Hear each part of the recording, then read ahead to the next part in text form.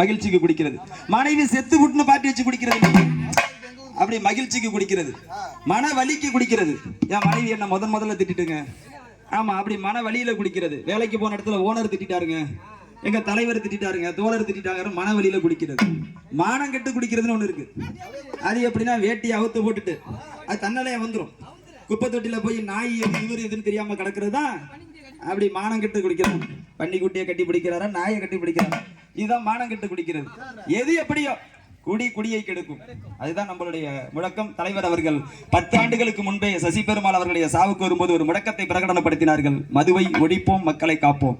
2014 தொடங்கிய அந்த முழக்கம் 2024 இந்தியா முழுவதும் தேசிய மதுவிலக்கு சட்டத்தை அமல்படுத்த கோரி நாடாளுமன்றத்திலே கர்ஜித்த எங்கள் தலைவர் அதை நடைமுறையாக்கும் சாத்தியமாக்கும் விதத்திலே அக்டோபர் 2ஆம் தேதி இந்த மாநில மாநாட்டை ஒருங்கிணைத்திருக்கிறார்கள்.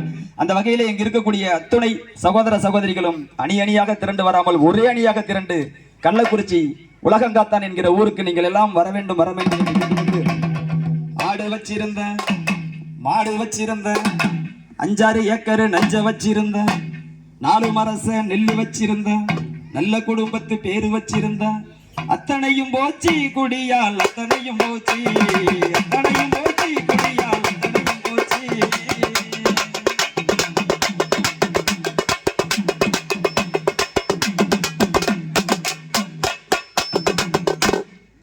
அடிச்சுட்டே இருப்பாரு.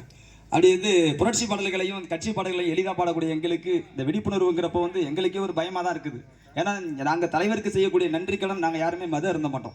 மதுவை ஒழிப்போம், மது ஒழிப்பதோட முதல் படி நான் மது அருந்த மாட்டேன். அந்த வகையில் எங்களுடைய உறவுகளும் யாரும் மது அருந்த மாட்டாங்க.